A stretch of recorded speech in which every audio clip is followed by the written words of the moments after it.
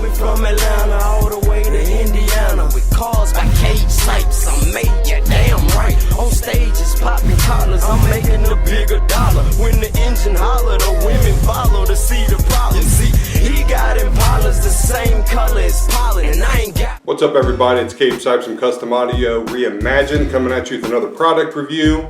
Today we're going to be reviewing the Genius GTM amplifiers. There are 3 amplifiers in this series. There's a 100.4, a 1000.1, and a 1500.1. So far, all the reviews on Genius products that we've done have all done great. They've all been underrated. Let's go ahead and get to the shop, see how these things perform, and then we'll get back and decide if these are a definite buy, if they're a pass, or if they're an average amplifier. Let's get to it.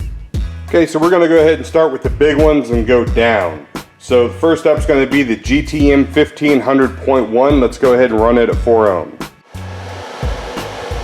Alright, so we got the power supplies fans going. That's the noise you hear in the background. We're getting ready to run the 1500.1 at 4 ohms, CEA rated at 450 watts. Let's see what she gives us.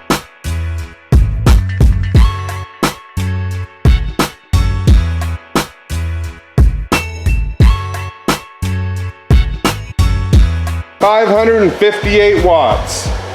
So, budget amp. Again, just like all the Genius amps I've tested, it is underrated. It is only supposed to give us 450 CEA rated. They have it maxed out at 14.4 volts at 450. So we did 100 watts over at 13.5. Let's go ahead and set it up at a 2 ohm run, see what she does. All right, so we are set up for the 1500.1 to run at 2 ohms. At 2 ohms, she is CEA rated at 800 by 1. Let's see what she gives us.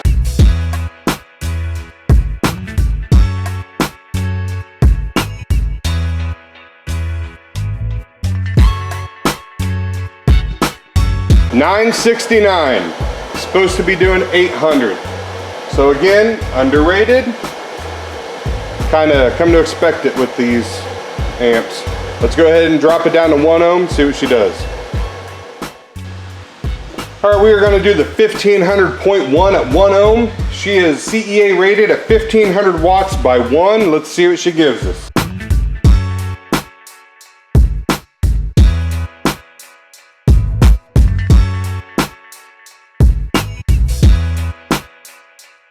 $1452. I dropped down to 12.5 volts. There is absolutely no chance that this amp would not hit 1500 watts in a car.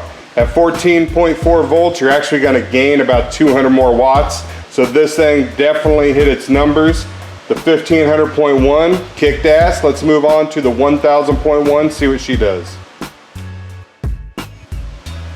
Okay, we have the 1000.1 hooked up. Let's go ahead and get her going on a 4 ohm run.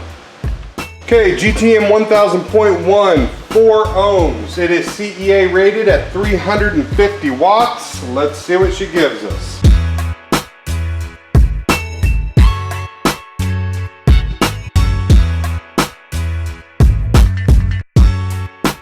$408 watts. Underrated as always. Let's move it up to 2 ohms and see what she does. GTM 1000.1 at 2 ohms. 2 ohms CEA rated. 600 watts by 1. Let's see what she does.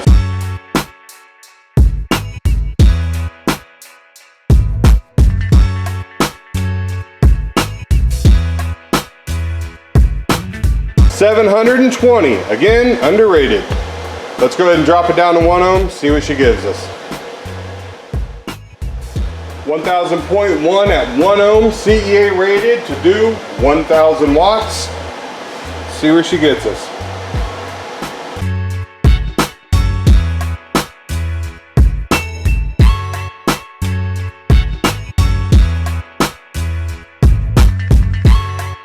$1,118. Voltage stayed at 13 volts, which definitely helped.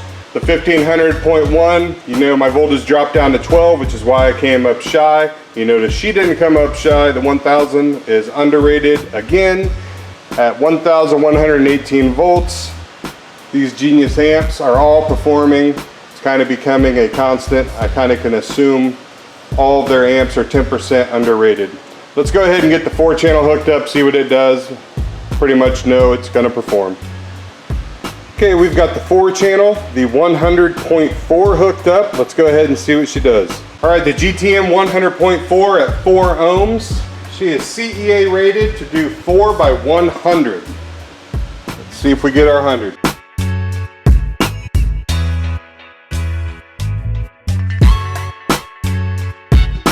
116. So she gave us the 100 watts. 116 by 4 ohms. Let's go ahead and drop it down to 2 ohms, see what she does. 100.4 at 2 ohms. CEA rated 4 by 135.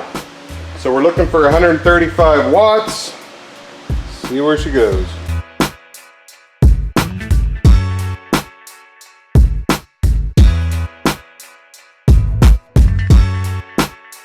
224, 100 watts pretty much, underrated. So this thing would be giving you 224 by 4 at 2 ohms. That's a lot of power for mids and highs. Let's go ahead and bridge it at 4 ohms and see where she goes. 4 ohms bridged, 100.4. We've got the front channels bridged out. CEA rated, it's supposed to give us 240 watts. 240 by 2. Let's see what she does.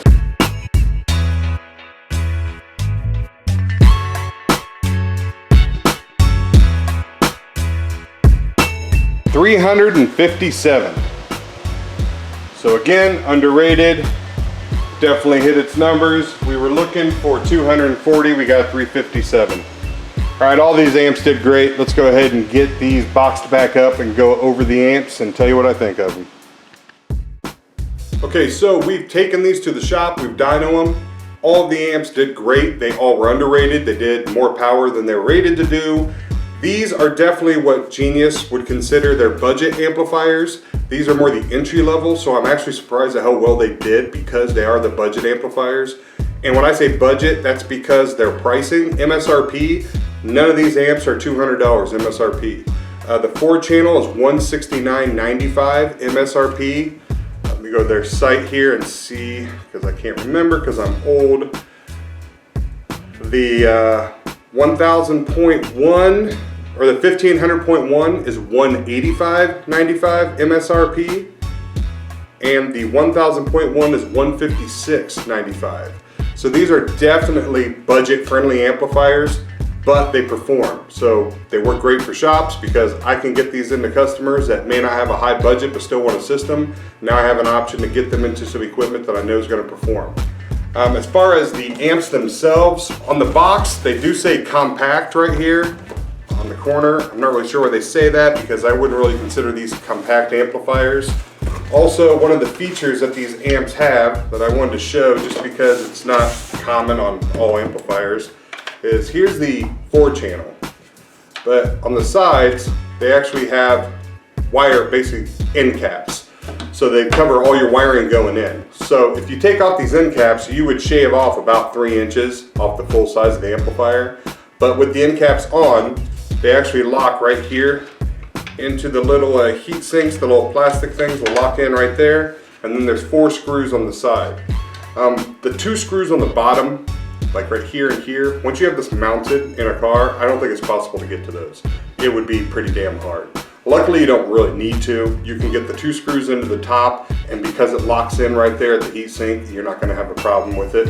I put 2 in just to test to see how it did, and there's no rattle, no buzz. It locks it in place.